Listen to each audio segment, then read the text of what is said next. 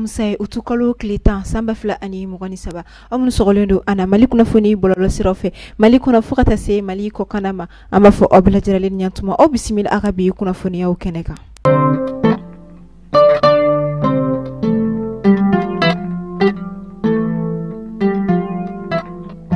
Kunnafoni daminɛla kunun ko araba utukalo kile kɔnɔntɔn sanba fila ani mugan saba fɛn min ye k'a dɔn k'a fɔ bajankarakaw olu kɔni bɔra ka u ka dusuma kasayaw yira ka sanga ni u ka lakanabaliya kow kɔni ye fɛn min ye i k'a dɔn k'a fɔ u ka baarayɔrɔ fɛn fɛn kɔni ye gouvernement ka baarayɔrɔ fo ka taa se u ka cakɛdaba caman ma o si kɔni de ma dayɛlɛ kununko barisabula bɛɛ kun bɛ dusuma kasaya in yirali kɔni hukumu kɔnɔna la. O la an b'a fɔ ala ka bɛn ani basigi nati hali bi kosɛbɛ an ka jamana fan 14 bɛɛ lajɛlen na. Ni an bɔra yen fɛn min ye ka dɔn ka fɔ cɛncɛn ani bɛlɛ ni olu kɔni de ye sojɔ minɛ kolomaw ye a yira ka fɔ ni wagati laban na ko o kɔni sɔngɔ bɛ ka yɛlɛ kosɛbɛ an ka jamana kɔnɔ hali n'a sɔrɔla a sɔrɔli kɔni o ka nɔgɔ o sɔngɔ yɛlɛli kɔni o sababu tɛ dɔwɛrɛ ka d'a kan maa caman de kɔni ɲɛsinnen don sojɔ baaraw kɔni ma sisan nɔ o de kɛmɛ sababu ye a ɲinini ka ca wa mɔgɔ caman de mako b'a la o de bɛ ka gɛlɛya don a kɔni sɔrɔli la ni o fana bɛ ka a sɔngɔ fana gɛlɛya. Ko araba utukalo kile kɔnɔntɔn Bamako faba kɔnɔna la kɛrɛnkɛrɛnnenya la hali Bamako kɔnɔna la fɛn min ye i ka dɔn k'a fɔ cɛ dɔ kɔni ni ale bugunatigɛ ma se ka dɔn maaw kɔni tun bɛ k'u yɛrɛ ɲininka n'a sɔrɔ fatɔ de don walima n'a sɔrɔ zone don ale kɔni yɛlɛla kunun sɔgɔmada fɛ ka t'i da maa dɔw kɔni ka tɔli kɔni jukɔrɔ ka ban ka bɔ yen nɔ fo a ma ɲɛ tileganyanfanw fɛ ka taa se wulafɛla ma fɛn min ka dɔn k'a fɔ sapeur pompier ani polisiw olu kɔni nana cɛ in nɔfɛ ka taa n'a ye a tagali kɔni ma nɔgɔya nka u sera ka taga n'a ye ɲininkali tɔ min bɛ to maaw hakili la yala nin tun ye maa kɛnɛbagatɔ de kun don wa walima suyɛlikɛla de kɔni kun don wa ma ɲɛ ma sɔrɔ o la. Fɛn min ye société de transport malien ni o ye sotarama ye ni ale tabaga kɔni ka ca kosɛbɛ an ka jamana kɔni kɔnɔna la kɛrɛnkɛrɛnnenya la an ka jamana faba kɔnɔ Bamako a yɛrɛ k'a fɔ kabini tajiw sɔngɔ kɔni yɛlɛla sotarama pasew kɔni yɛlɛla fɔlɔ batigɛ sara kun tɛ dɔwɛrɛ ye dɔrɔmɛ 35 kɔ nka sisan a tali yɛrɛ sɔrɔ fɔ dɔrɔmɛ 50 la wa o y'a ye ni bɛ ba dɔrɔn tigɛ nka ni mɔgɔ minnu kɔni bɔyɔrɔ bɛ kɔfɛ yan fanw na dɔɔni i n'a fɔ kabala kalabankoro fan na ni olu fɛ ka ba tigɛ kana ba ɲɛfɛ kɔni i k'a dɔn olu ka pase bɛ taa 80 fo ka taga se dɔrɔmɛ 100 ma a yɛrɛ k'a fɔ ko taji sɔngɔ jigila nka foyi kɔni ma bɔ sotarama pasew la yala o kun de ye mun ye o sababu kɔni o ye mun fɛn de ye o kɔni ma dɔn wa o kɔfɛ n'i y'a jateminɛ k'ale dekunba de bɛ sotarama talaw kan ka d'a kan fɛn min ye apprenti sotaramaw ye ni an b'a fɔ ma ko sotarama parantiw olu kɔni bɛ dekun caman ta ka ɲɛsin u ka passager ma ni o ye sotarama talaw ye ka d'a kan kuma dɔw la u bɛ jigin ka maaw ka warimisɛnw to u bolo u bɛ maakɔrɔba dɔgɔyaw kɛ wa u mako tɛ mɔgɔ gasi fana la o fana ye dekunba ye kosɛbɛ sotarama talaw kan. Walasa ka se ka an ka jamana kalataw kɔni jukɔrɔma dondo fɛn min ka dɔn k'a fɔ Chine gouvernement olu kɔni ye bolimafɛn dɔw kɔni di Asie ma minnu ka koɲɛ kɔni bɛnnen don an ka jamana kalafiliw kɔni koɲɛ ɲɛnabɔli ma o baara kɔni kɛra kunun ko utukalo kile kɔnɔntɔn araba sanba fila ani mugan saba Asie kɔni ka siège la.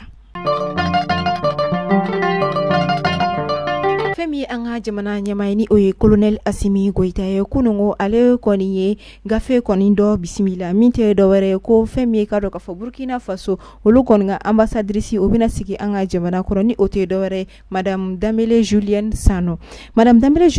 ale yɛrɛ kɔni bangera san 1971 Bobojola sokaw kɔni fɛ yen nɔ fɛn min ye ka dɔn k'a fɔ master b'a bolo kalan na a bɛ fɔ min ma ko sociologie du développement wa o kɔfɛ a ye université catholique de l'Afrique de l'Ouest unité universitaire à Bobojola ni a bɛ fɔ o ma ko UKO UUB wa o ni o kɛra san 2011 o kɔnɔna wa o kɔfɛ a ye certificat fɛnɛ sɔrɔ fɛn caman ne a bɛ fɔ o ma ko certificat d'aptitude pédagogique au professeur de l'enseignement secondaire ni o ye UCAPES wa o kɔfɛ certificat d'aptitude pédagogique ni a bɛ fɔ o ma ko CAP o fɛnɛ bɛ a bolo wa o kɔfɛ certificat wɛrɛ bɛ a bolo n'a bɛ fɔ o ma ko CEAP o fɛnɛ bɛ a bolo wagati kofɔlen kɔni na Madame Dambele Julienne Sano ale kɔni Burkina Faso ambassadrice an ka jamana kɔnɔna la.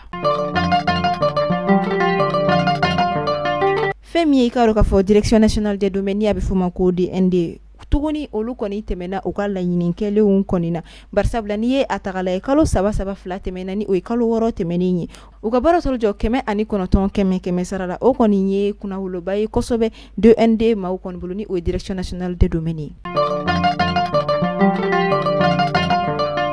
ni ambola ameta sinandula ci bina ko kon ka sangani éliminatoire le flalaw ni o Ligue des champions féminine l'AS Mande olu koni bina mogweno mogo koni olu nyakoro femi mina geleya ba koni ndo AS Mande koni ka qualification na kada ka ujiki koni dalen kumbe akan kolu koni kele ko feka l'AS Dakar Sacré-Cœur koni ci kolu bina se ka taga fo final la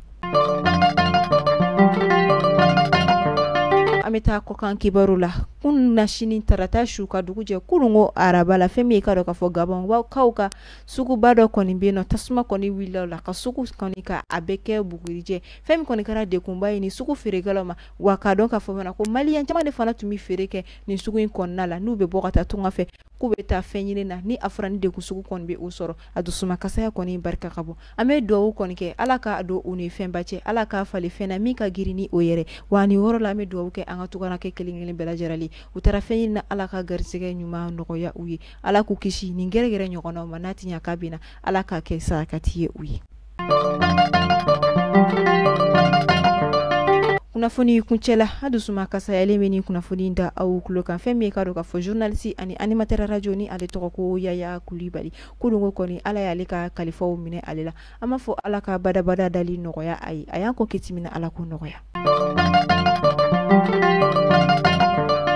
aywa ni ne bidanski ke awka bi kunafoni ala amunu sogolendo ana mali kunafoni bololo sirofe amunu mefe aka firfon kala kodo aka barake yoro kala kodo abse ka usogo mali kunafoni direction commerciale la wa okofe amunu mefe aka fuluka ke kunafoni wala bana abse ka wuleli kene ka juru sarano 94 42 23 82 ama fo awni ci akala meli ko nyumana ala ka shini yira anani ala mabashkene ni awla